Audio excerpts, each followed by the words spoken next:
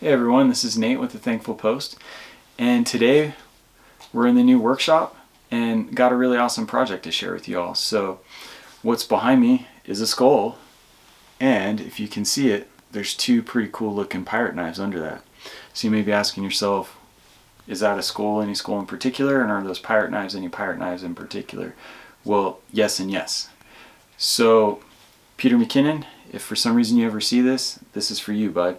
So Peter McKinnon is an amazing content creator. He's continually sharing, all for free for us, right, who watch on YouTube as an example, tips and tricks on how to take better photos, take better videos, dial in lighting, but then he's also sharing these amazing messages at different times to creators or things he's going through and experiencing as a content creator himself, and how he's getting to continually level up and learn more in his career and in his friends, and it's just really fun. It's great entertainment and motivational content all at the same time. So if you like those types of things, you want to learn how to take better photos, better videos, you just like being entertained, I strongly recommend go checking this guy out.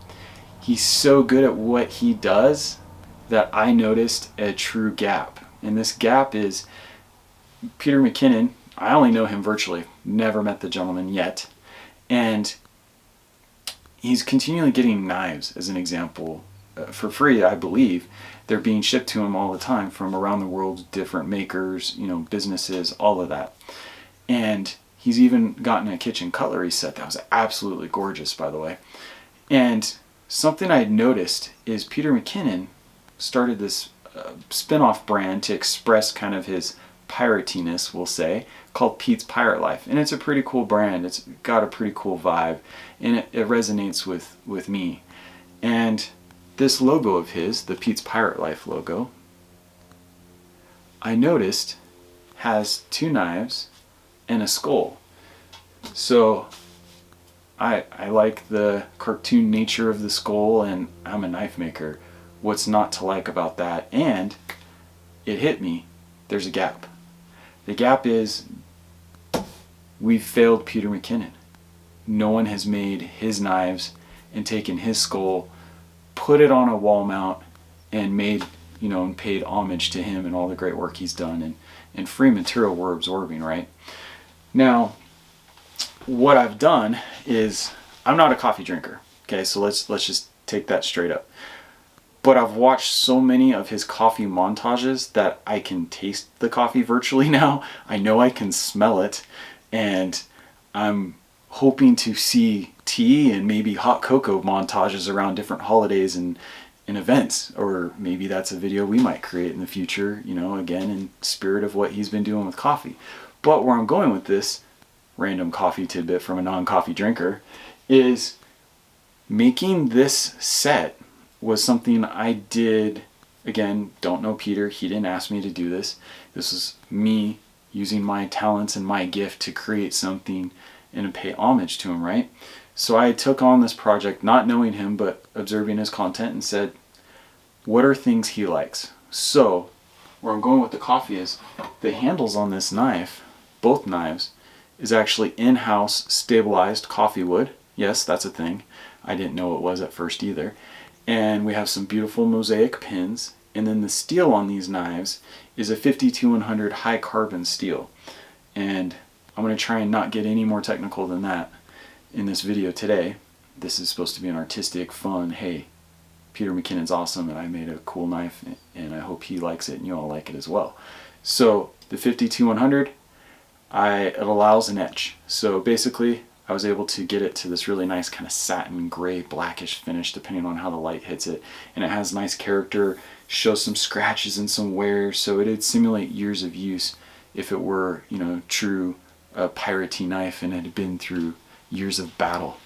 So we have both knives were taken to full size. They're roughly say 14.5 to 15 inches in overall length, tip to heel. And then the skull was, blown up, made bigger, and we're sitting around 11.5, almost 12 inches. And this skull, let me see if I can grab that. Oh yeah. This skull is rather thick, and it's Corianton steel. So this steel is designed to rust. So I've noticed people in my neighborhood and community around me are using this type of steel from time to time in planter boxes as an example.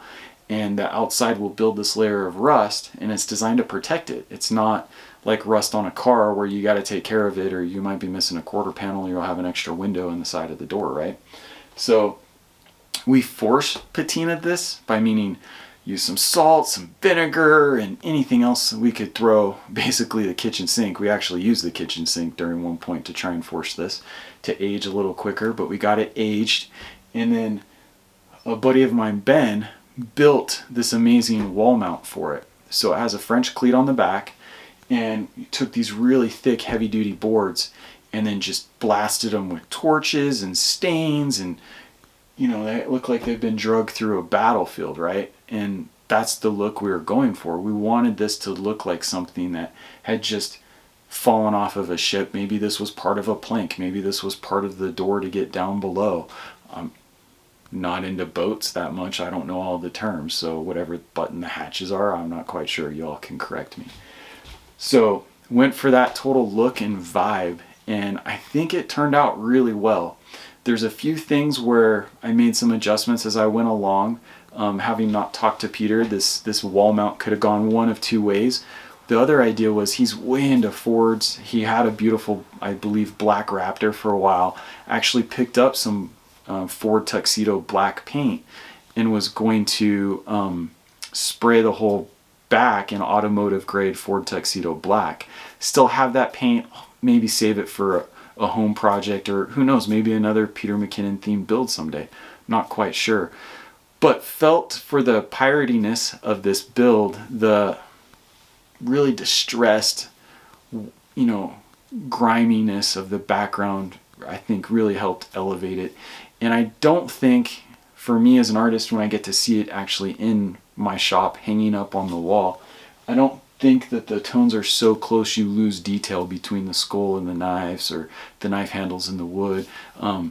I think it all still works quite well. So I'm very pleased with this build. It took some time to make, and it kind of pushed me to, I got to the comfort of staying within the knife making realm that I feel comfortable in, but I'm always learning. I'm definitely not a subject matter expert or the best of the best, that's for sure. I'd be lying to you and myself if I said that.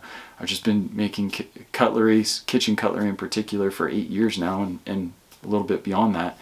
And so I took what I've learned over the last 8 years in my craft and my swim lane and applied it to how can I pay homage again to Peter McKinnon and all he's done for us as content viewers and absorbers, and even going out and feeling inspired to do our own thing. So that's how I ended up here, and that's how this ended up like this. I've had a few people ask me if I'm willing to sell this to them.